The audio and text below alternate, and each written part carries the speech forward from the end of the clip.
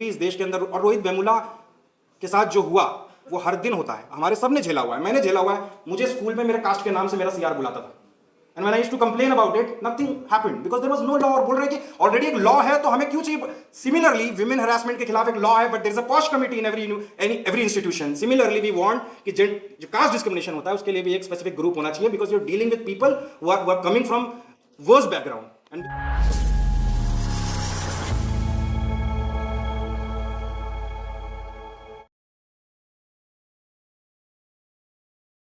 समाज को जो वंचित वर्ग से आता है उसे न्याय देने के लिए जो कानून था उस पर सुप्रीम कोर्ट ने किस तरीके से असंवेदनशीलता दिखाते हुए रोक लगा दी। और ये पहली बार नहीं हुआ है देश भर में इस तरीके के, जब भी दलित पिछड़े आदिवासियों और ख़ास तौर पर ऑप्रेस्ड, मैंने नहीं गिराया, अपने आप गिराया।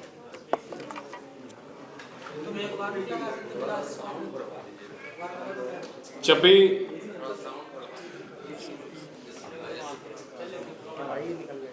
चलिए आप बात, ठीक है।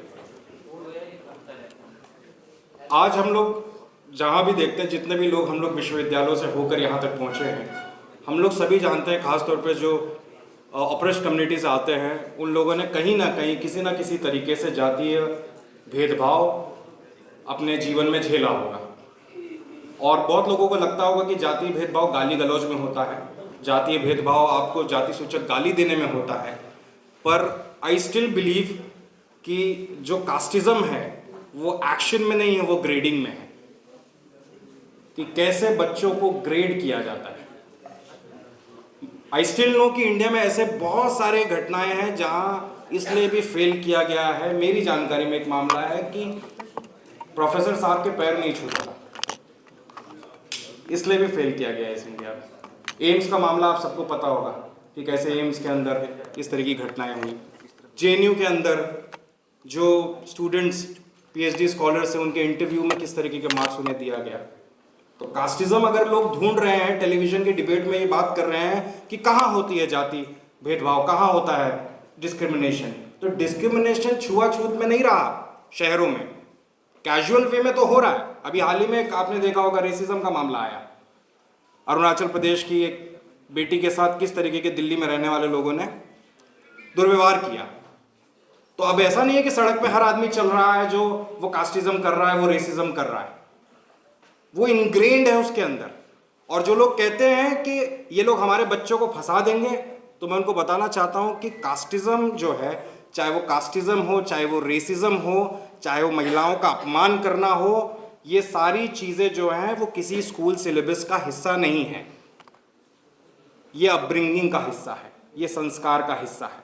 जो लोग कह रहे हैं कि हम अपने बच्चों को फंसाने के लिए विश्वविद्यालय नहीं भेजेंगे, तो उनको ये समझना चाहिए कि उनको अपने बच्चों को सही संस्कार देना चाहिए। उन्हें बचपन में ये नहीं बताना चाहिए कि तुम उच्च हो और तुम्हारे सामने वो झोपड़पट्टी में रहने वाला आदमी शूद्र जाति का है, उसके साथ खेलना नहीं है, उसका छुआ खाना नहीं है, उसके साथ बैठना नहीं है। This is problem of upbringing. आप अपने अच्छे संस्कार अपने बच्चों को दीजिए, उनको इंसान बनाइए। जो लोग बात बात पे ये बहुत सारे डिबेट में आ रहा है कि घोड़ा जो है वो गधे के साथ कैसे रेस में दौड़ेगा, ये इंसानों की बात हो रही है। आप कहाँ गधा घोड़ा शेर की बात कर रहे हैं।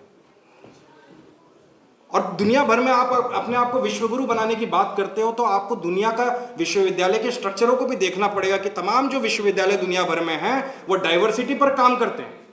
वहाँ डाइवर्सिटीज ग्रुप बने हुए हैं इंश्योर करने के लिए कि डिफरेंट बैकग्राउंड से आने वाले लोग, सोशल बैकग्राउंड से आने लोगों को किसी भी तरीके का डिस्क्रिमिनेशन का सामना यूनिवर्सिटी में नहीं होना चाहिए।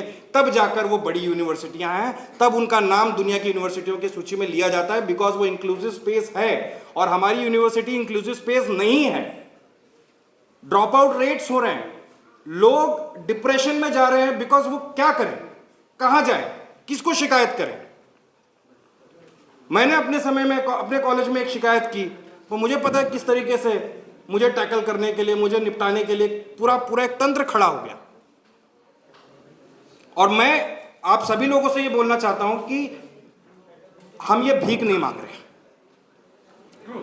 ये भीख नहीं है।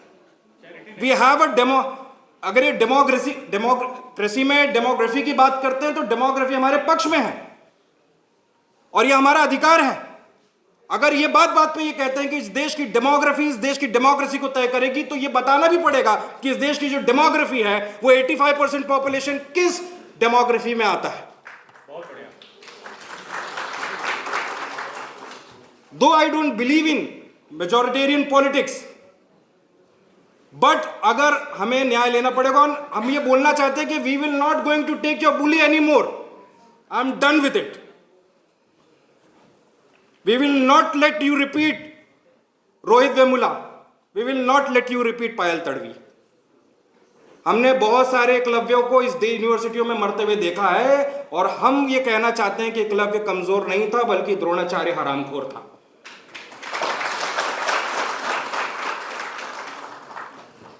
और अगर वो लोग अपने मीडिया की व्यवस्था से, सुप्रीम कोर्ट की व्यवस्था से इस देश के बहुसंख्यकों को न्याय मिलने से रोकना चाहते हैं और कहना चाहते हैं कि वो सड़क पर उतर गए 30-40 लोग की संख्या में, तो उनको पता होना चाहिए कि 2 अप्रैल भारत बंद भी हुआ था इस देश के अंदर। जब आपने SC/ST एक्ट को डाइल्यूट करने का काम किया था, तो इस देश के दलितों ने बताया कि सीधी उंगली से घी नहीं निकलता, तो हम सड़क पर भी आ सकते हैं। इस देश के किसानों ने भी बताया। तो अगर सरकार, मीडिया ये समझ रही है, एक शो था आज तक पर, वो जब ये सुप्रीम कोर्ट की रोक लगी तो उसका एक टैगलाइन था कि ब्राह्मण ठाकुर जीत गए, बाकी सब हार गए। ABP news, Chitra Tripathi. आप देखिए मोदी जी के सारे घटिया से घटिया फैसलों को मास्टर स्ट्रोक बताने वाले, जब जाति की बात आई तो उन्होंने मोदी जी की सरकार के द्वारा जो लाया गया UGC था, दो it is not perfect law, उसमें बहुत सारी कमियां हैं, लेकिन वो अपनी जाति का साथ उन्होंने चुना और कैसे एक नैरेटिव को गढ़ने का काम किया कि ब्राह्मण ठाकुर जीत गए, बाकी सब हार गए। एक तरफ आप नारा लगा रहे हो बटेंगे तो कटेंगे, काटा तो आपने, बांटा तो आपने। और हमारे बाबा साहब अंबेडकर ने इस देश को सिलने का काम किया है। आपको सांप पकड़ने वाला देश बोलते थे, आज दुनिया की सबसे बड़ी डेमोक्रेसी बोलते हैं। यह बाबा साहब अंबेडकर की देन है। क्या था आपकी औकात? यही बोलते थे ना, India is a country of snake charmers.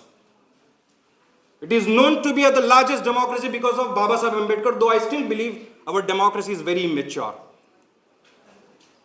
हमारे लोगों को डेमोक्रेसी का पता नहीं है। हमको लगता है हम एक वोट देते हैं, हमारी एक वोट की कीमत से इसी बात में खुश हैं, सैटिस प्लेजर मिल रहा है कि अडानी का वोट और हमारे वोट की वैल्यू एक है। तो ये काम नहीं चलेगा, और पॉलिटिकल रिप्रेजेंटेशन से काम सिर्फ नहीं चलेगा। पॉलिटिकल तो हो रहा है इस देश के अंदर, बट अब आपको ये तय करना पड़ेगा कि आपको अब ये बैठकर आवाज लगाने से काम नहीं चलेगा। ये जितने सारे माइक कैमरास दिख रहे हैं, इट इज ऑल सबल्टेड मीडिया।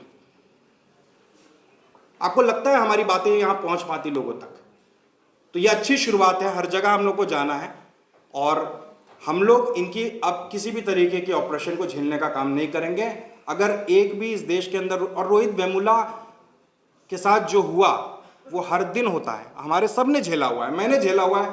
मुझे स्कूल में मेरे कास्ट के नाम से मेरा CR बुलाता था, and when I used to complain about it, nothing happened because there was no law. और बोल रहे हैं कि ऑलरेडी एक लॉ है तो हमें क्यों चाहिए?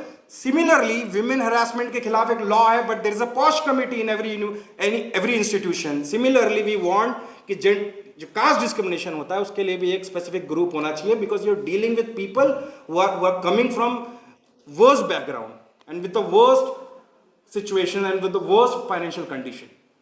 And if you're not going to make them comfortable, I'm so sorry, stop calling yourself largest democracy. It's a bullshit.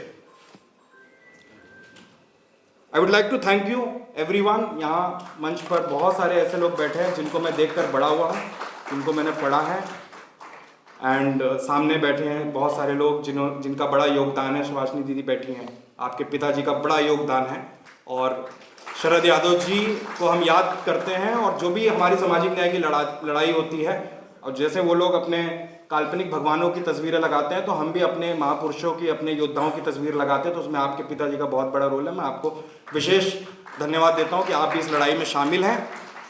और सामने जितने भी लोग बैठे हैं, अब हमें ये लड़ाई को कॉन्फ्रेंसेस हॉल से, ठीक है वो ज़रूरी है,